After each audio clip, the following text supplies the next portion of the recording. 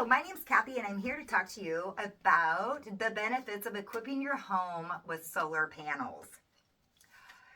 Equipping your home with solar panels helps reduce air pollution, provides an economic relief for your monthly electric bills, and it is a significant renewable energy source. Let's talk about air pollution. Air pollution can be caused by burning coal to produce electricity. Burning coal is a non-renewable energy source and does create a greenhouse gas effect, which causes air pollution. Air pollution is then contributed to many health concerns, which can be asthma-related illnesses, cancers, and sometimes premature death. Solar panels reduce air pollution by converting sunlight into electricity, which then is used to power your homes or other businesses. This is from Myers 2022. Solar panels produce a minimal carbon footprint and does not produce greenhouse emissions. Also from Myers 2022. Solar panels rely on a natural process called photosynthesis. This creates electricity without emitting pollutants. Myers 2022. Solar radiation from the sun, how the solar panels are used. Solar radiation is used from the sun and then converts this into electricity, which is a renewable energy source, and what will happen is you will produce more electricity than what you use. Producing more electricity than what a household uses goes into a net metering system. A net metering system is a billing system in which the electric company sends excess energy that is generated into the local grid. Then this is stored into the net metering system, which can be used when you produce excess electricity to decrease your monthly energy bills to come. The best way that you will notice this difference is during the winter months when you do consume more electricity due to heating needs. This is a definite economic relief for you. When you first install a solar panels, you will notice the excess electricity, which can be called a solar rebound. What can happen to a household is that they go, oh, I'm producing so much electricity, I can use more. I can leave the TV on. Oh, I don't have to shut that light off.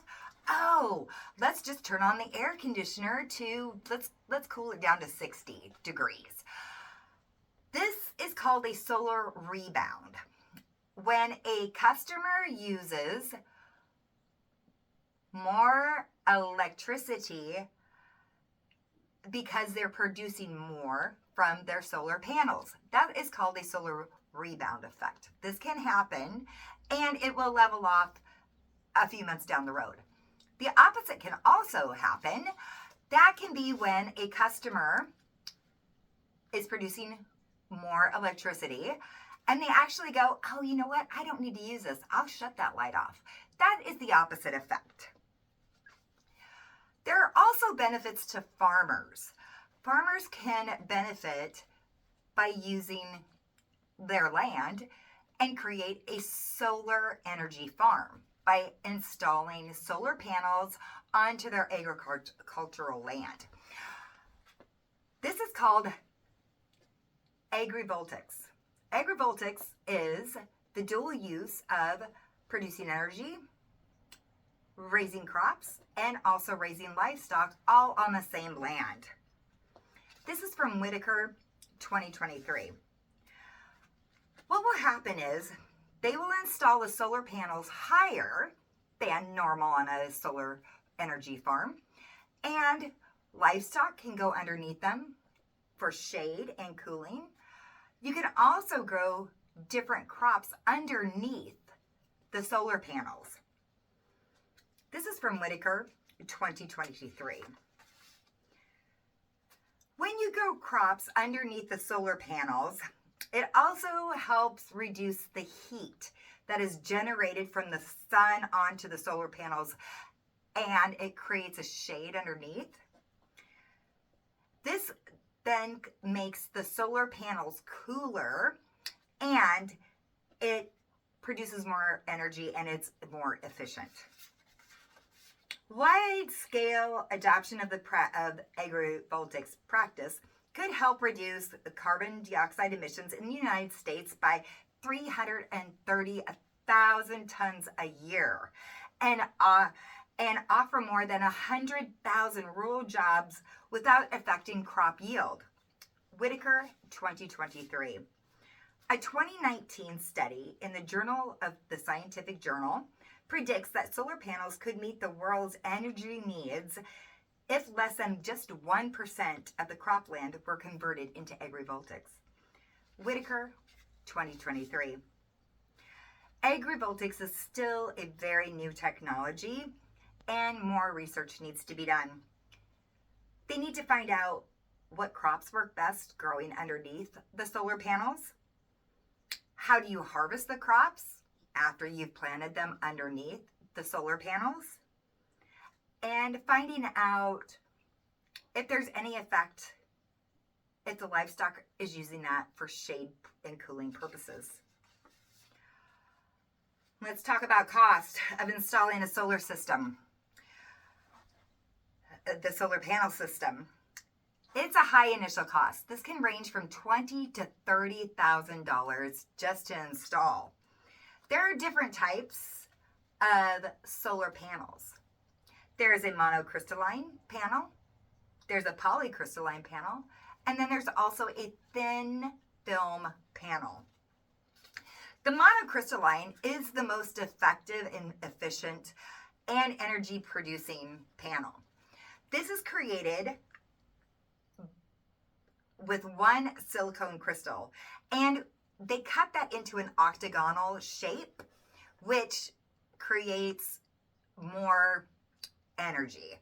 This is the best panel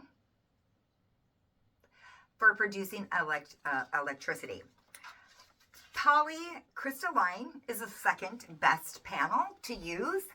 This is made with fragmented silicon crystals, and they're cut into a wafer-like shape.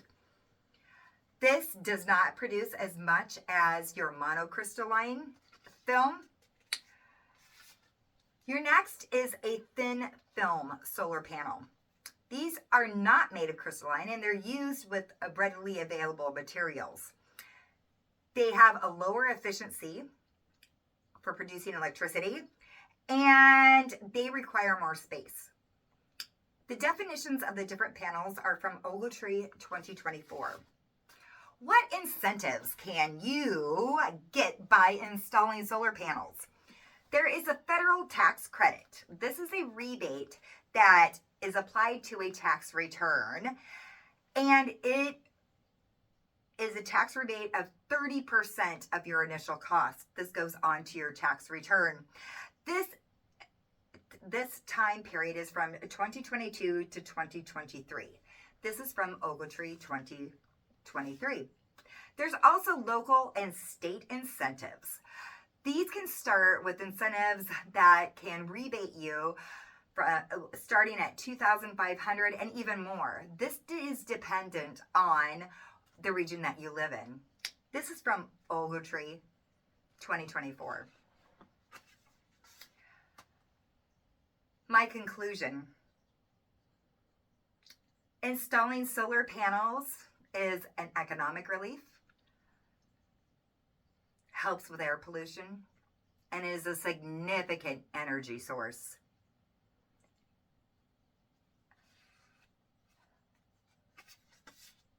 I've installed solar panels myself, and I will tell you, I have seen a tremendous decrease on my electricity bill.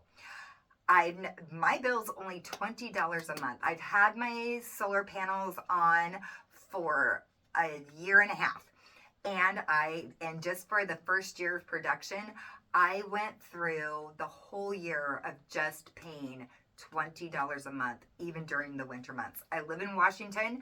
It does get cold here, nothing like South Dakota, but I was paying on between January and February, I was paying $200 a month for my heating bills, and it's down to $20. It happened like that the whole year. Thanks for the net metering system. What I encourage people to do is do your own research.